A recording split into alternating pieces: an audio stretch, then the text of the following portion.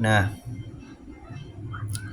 kedengeran ya suaranya Ustaz Bilal. Jadi kita masuk hadis yang kelima.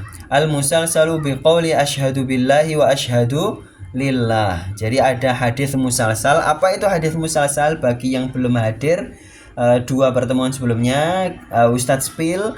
Jadi hadis musalsal itu adalah hadis yang seperti biasa adik-adik ketahui, cuman bedanya adalah cara penyampaian hadisnya itu dari generasi ke generasi sama semuanya. Nah, jadi misalnya kalau zaman sekarang adik-adik gampangannya musalsal melalui TikTok. Nah, gampangannya begitu. Adik-adik misalnya dapat berita, oh ada kejadian kayak 3 hari yang lalu di desanya Ustadz Brili itu ada angin puting beliung itu sampai banyak pohon yang roboh, pohon-pohon besar, dan rumah-rumah banyak yang rusak ya. Nah, itu dapat beritanya adik-adik dari TikTok misalnya.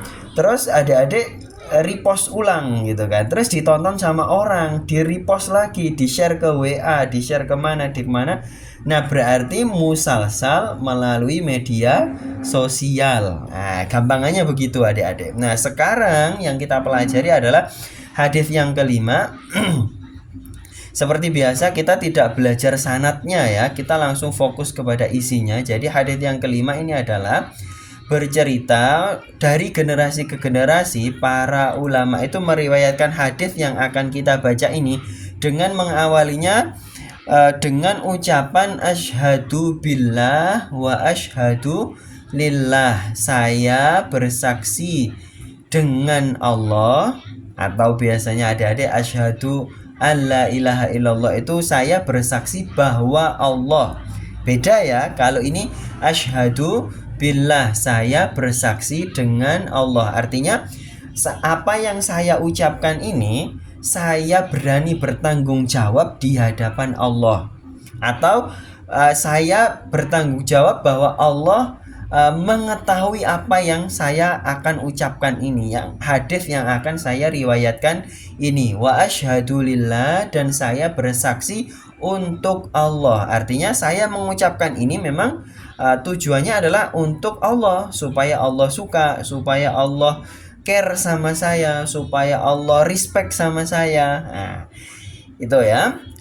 Kemudian apa? Laqad akhbarani fulanun ila aliyin. Ada orang yang bersaksi kepada saya bla bla bla bla sampai Sayyidina Ali bin Abi Thalib. Nah, siapa itu? Yaitu suaminya Sayyidah Fatimah. Nah, Sayyidina Ali ini juga sama mengucapkan asyhadu billah wa asyhadu lillah. Nah, jadi kalau adik-adik meriwayatkan hadis musalsal, misalnya ini ya, adik-adik setelah ikut kajian sekarang ini kemudian cerita ke teman-temannya, saya loh tadi malam itu habis ngaji sama Ustadz Brili dari Lamongan, Jawa Timur, itu ada hadis asyhadu billah wa asyhadu lillah, baru dibacakan hadisnya. Nah, nanti Ustadz kasih ini ya, paham apa sih maksudnya, kok pakai begitu segala. Nah, di sini ya. Lanjut ya hadisnya, qala Aliyun asyhadu billah wa asyhadu lillah laqad hadatsani Rasulullah sallallahu alaihi wasallam, bahwa saya bersaksi dengan Allah dan saya bersaksi untuk Allah bahwa Rasulullah sallallahu alaihi wasallam berkata kepadaku, qala asyhadu billah wa asyhadu lillah. Sama, Rasulullah juga mengucapkan itu, asyhadu billah wa asyhadu lillah. Ya, ukhti email, ukhti Saleha, paham ya? Nah, jadi Rasulullah mengucapkan itu juga, laqad hadatsani Jibril alaihi salam, bahwa malaikat Jibril itu berkata kepadaku, qala, bahwa malaikat Jibril berkata, ya Muhammadu inna mudminal khamri ka'abidi wasanin. Sesungguhnya, ini omongannya malaikat Jibril ya, sesungguhnya orang yang mabuk dengan khamar itu ka'abidi wasanin, seperti orang yang menyembah berhala. Silakan dicatat, itu inti hadisnya. Nah, malam hari ini sekali lagi kita diroyah ya. Kajian diroyah itu adalah kita bahas pelajaran apa yang diambil dari hadis itu, dari matannya bagaimana. Nah, seperti itu ya. Sekarang maksud kalimatnya gimana? Coba dicermati. Sudah ditulis terjemahannya Ukti gadis, Ukti Ika yang barusan hadir. Ukti Ika sudah dicatat. Akhi Mukmin, Akhi Surahman. Mohon maaf ini Ustadz ya kayaknya ya. Ustadz Surahman ya kayaknya ya. Mohon maaf. Apa namanya? Hadisnya tadi ya, inna mudmina khamrin atau inna mudminal khamri apa tadi? Ka'abidi wasanin. Sesungguhnya orang yang mabuk dengan khamar itu seperti penyembah berhala. Nah, sekarang adik-adik kalau mengetahui terjemahan hadis yang seperti itu, apa yang adik-adik pahami?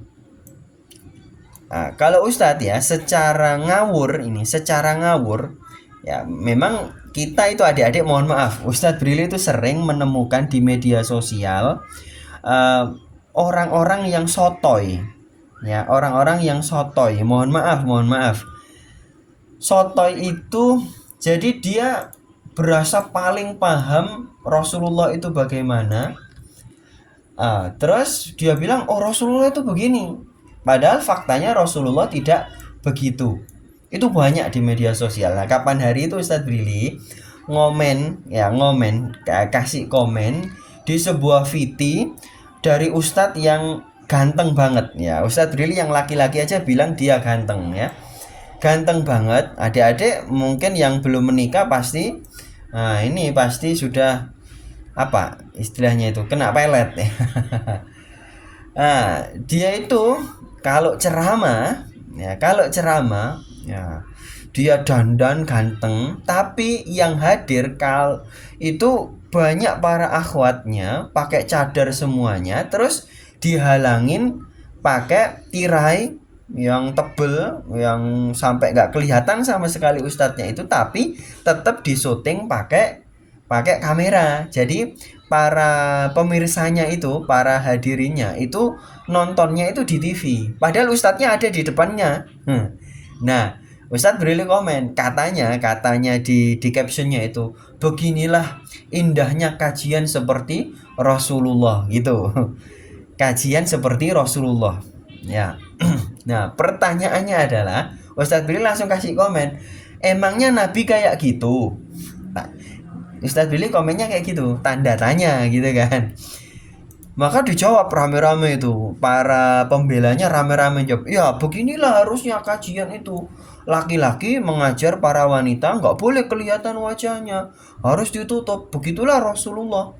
Ada yang bilang nggak pernah Rasulullah itu mengajar wanita secara langsung. Makanya yang mengajari para wanita itu adalah istri-istri beliau. Nah itu yang komen lainnya lagi, wah aneh-aneh pokoknya. Intinya adalah bahwa nggak boleh gitu loh. Intinya itu nggak boleh. Rasulullah itu nggak pernah ngajar para wanita kelihatan wajahnya secara langsung, katanya begitu. Maka Ustadz Billy jawabnya dengan santai aja, mohon maaf yakin Rasulullah nggak pernah ngajar para wanita tanpa hijab, yakin emangnya nggak pernah sama sekali. Dan apa memang benar haram ngajar para wanita laki-laki itu ya tanpa penghalang, itu emangnya haram mutlak. Ustadz Billy begitu ya.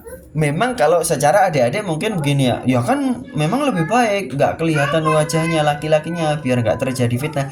Iya memang lebih baik, cuman masalahnya ini kita membahas hukum gitu loh, jangan sotoy. Emangnya bener Rasulullah nggak pernah gitu kan. Nah sebab mohon maaf Ustadz Billy meng-cross check sendiri dari fatwanya para ulama mereka, dalam tanda kutip ya, dalam tanda kutip mereka, adik-adik paham lah ya mereka itu siapa. Mereka itu bilang bahwa para ulamanya loh yang bilang bahwa Rasulullah memang pernah beberapa kali mengajar para wanita tanpa Rasulullah itu ditutupi, jadi kelihatan wajahnya, para wanita bisa memandang beliau gitu.